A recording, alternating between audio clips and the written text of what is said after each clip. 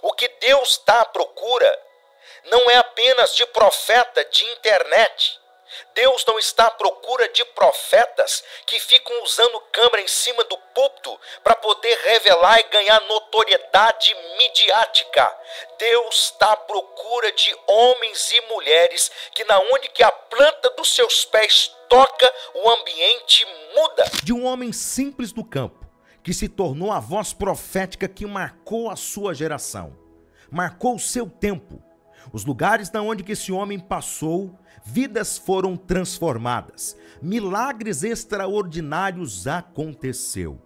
Todas as palavras que esse homem profetizava, Deus operava grandemente. E nós vamos estar mergulhando, eu e você, na história de um dos maiores profetas da antiguidade. O seu nome é Eliseu.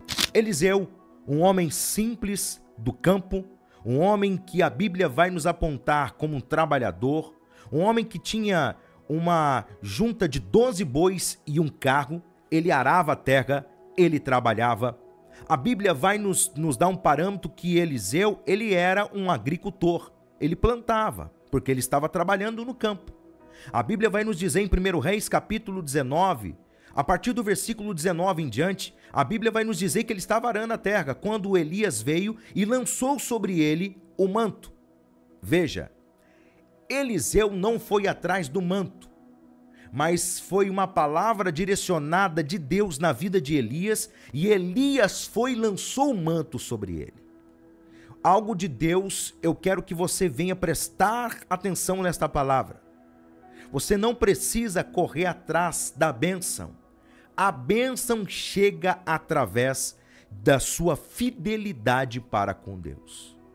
Em Deuteronômio diz, se você guardar e obedecer, não precisa correr atrás das bênçãos, porque estas te alcançarão. Eu creio, posso trazer uma conjectura que Eliseu, ele tinha desejo, seu coração queimava de ser usado por Deus, mas ele não correu atrás da bênção, ele não implorou para se tornar um profeta, pelo contrário, foi algo que veio do céu, moveu o coração de Elias, e Elias foi ali e ungiu, ou seja, lançou sobre ele o seu manto e fez um convite: segue-me. E ele seguiu. A Bíblia não vai nos apontar qual tribo Eliseu ele pertencia. Qual tribo Eliseu ele pertencia? A Bíblia não vai nos dizer diretamente qual tribo ele era. Zebulon, se ele era de Gade, ou se ele era de Judá, Benjamim. Não. Mas nós trazemos aqui algo que pode nos apontar, nos aproximar, que ele era da tribo de Issacar. Como assim?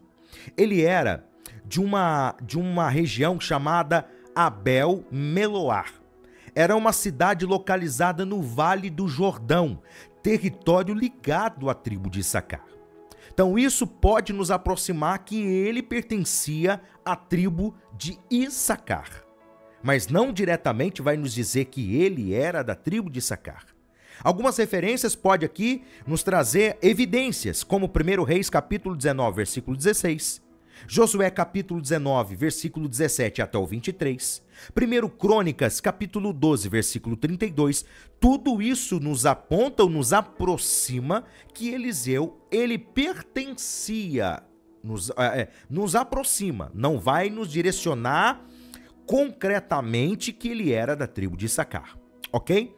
Só que um dado, e eu quero que você entenda que Eliseu, ele foi um homem que herdou uma unção de Elias, mas não foi qualquer unção.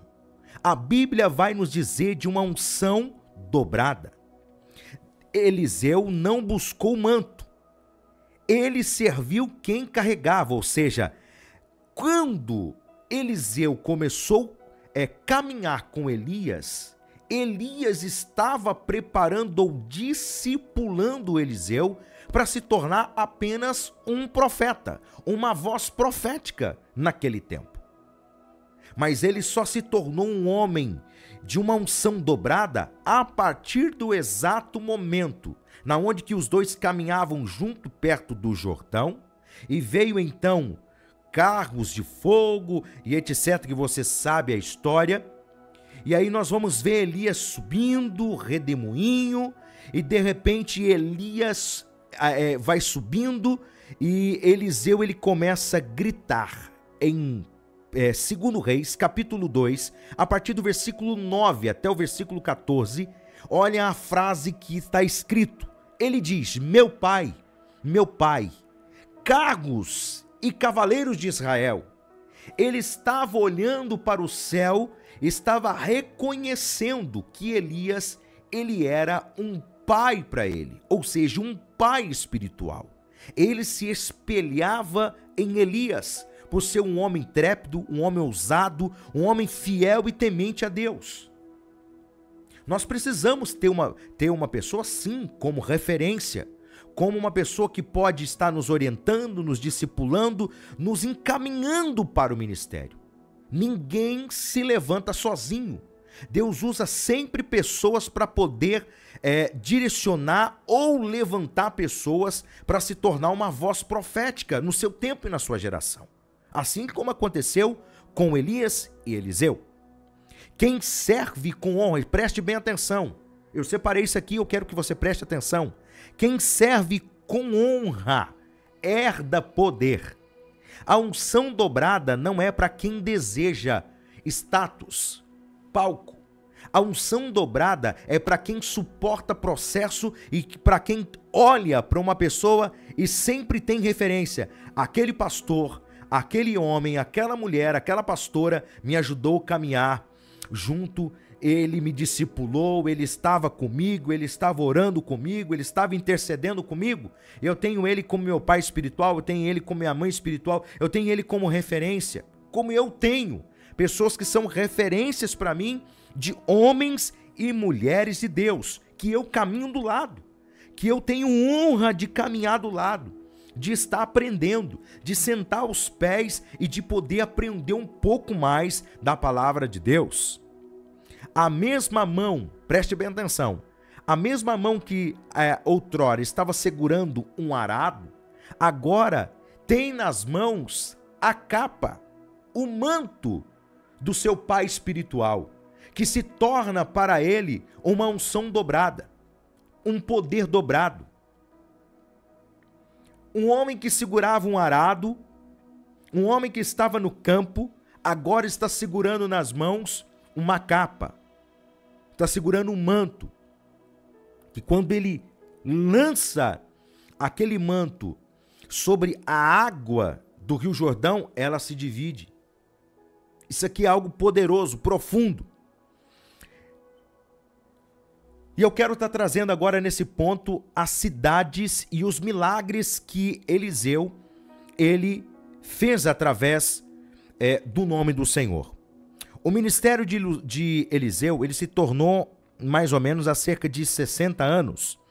Ele profetizou em várias cidades, ou seja, ele foi levado por Deus em várias cidades para profetizar e levar o poder de Deus com ousadia em todos os lugares da onde que ele pisava a planta dos seus pés.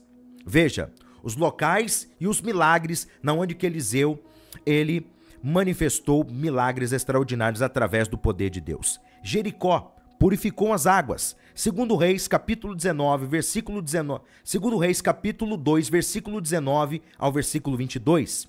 Betel, juiz aos zombadores. 2 Reis, capítulo 2, versículo 23 ao versículo 25. Sunem, ressuscita o filho da Sunamita.